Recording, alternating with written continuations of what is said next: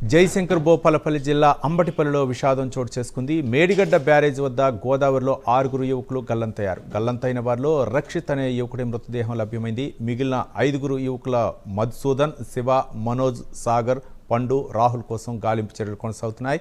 ఈ ఘటనపై మంత్రి శ్రీధర్ బాబు దిగ్భ్రాంతి వ్యక్తం చేశారు. తక్షణమే సహాయక చర్యలు చేపట్టాలని అధికారులను ఆదేశించారు.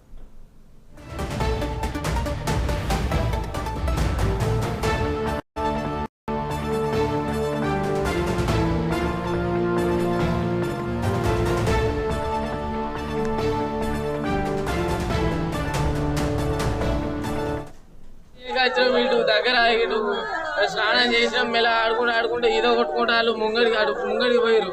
అయితే ముంగడికి పోయారు అన్నారు పొక్కున రాన్నారు పిలిచిళ్ళు.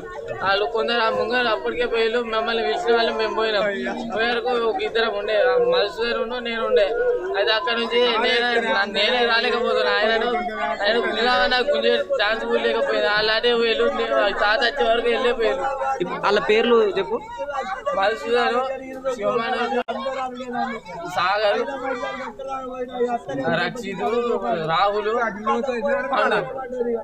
ఆరుగురు వేలు. మీరు మొత్తం 7 కలిసి వచ్చిందా? మొత్తం 8 మంది వచ్చిన.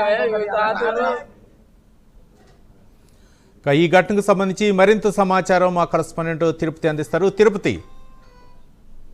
రవి, జయశంకర్ భూపాలపల్లి జిల్లా అంబటిపల్లి గ్రామంలో విషాదం నెలకొంది. నిన్న సాయంత్రం మేడిగడ్డ బ్యారేజ్ వద్ద ప్రమాదవశాత్తు గోదావరిలో 6 యువకులు గల్లంతయ్యారు.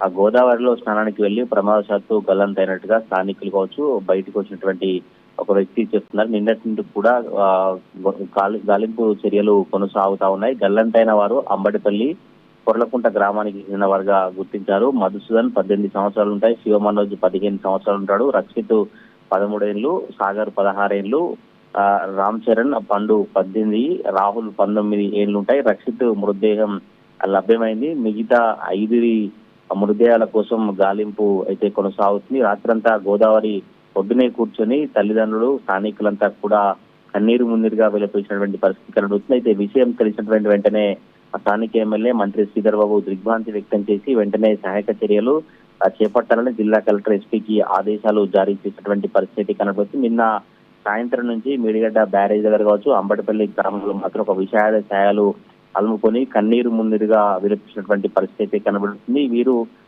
గురువారం, శుక్రవారం ఒక మ్యారేజ్ సంబంధించి యువకులంతా అక్కడికి వచ్చారు.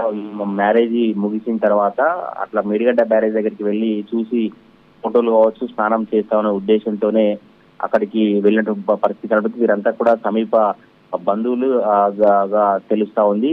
ఈ గ్రామానికి సంబంధించినటువంటి వారంతా కూడా యువకులు ఒకేసారి చనిపోవడంతో గ్రామంలో అయితే విషాద ఛాయలు అలుకునే పరిస్థితి కనబడుతుంది. ఒకరిని కాపాడబోయి ఒకరు నీట మునిగినటువంటి పరిస్థితి కనబడుతుంది. వీరంతా కూడా సమీప బంధువులు, వారంతా విద్యార్థులు ఒక వివాహ వేడుకకు కలుసుకున్నారు. ఎవరికి ఈత రాకుండా మేడిగడ్డను చూసి సరదాగా గోదావరిలో స్నానం చేద్దామని నదిలోకి దిగిన తర్వాత నీటి ప్రవాహం అంచనా వేయలేక ఒకరిని కాపాడబోయి ఒకరు 6 నదిలో గల్లంతినటువంటి పరిస్థితి కనబడుతుంది. కొంత ఈత రాకపోయినప్పటికీ కూడా అక్కడ ఉన్నటువంటి స్థానికులు కావచ్చు, వారి శివ మనోజు, మధుసూదన్ తండ్రి వెంకటస్వామి వారించి లోపలికి వెళ్ళొద్దు, నదిలో నీటి మట్టం ఎక్కువగా ఉంది, వెళ్ళొద్దని వారించినా వినకుండా వారు లోపలికి వెళ్ళి అక్కడికి మోకాళ్ళ వరకు వెళ్ళి తిరిగి రావాలని చెప్పినప్పటికి కూడా తన కుమారులు కావచ్చు, మిగతా వారంతా కూడా వినకపోవడంతోనే ఆ లోపలికి వెళ్ళిపోయినటువంటి పరిస్థితి కనబడుతుంది. కళ్ళారా చూసినటువంటి తండ్రి వెంకటస్వామి ఏం చేయలేని అచేతన స్థితిలో ఉండిపోయినటువంటి పరిస్థితి కనబడుతుంది. అయితే కొద్ది రోజులుగా గోదావరి ఎగువ వర్షాలు కురిసినటువంటి నేపథ్యంలో నీటి మట్టం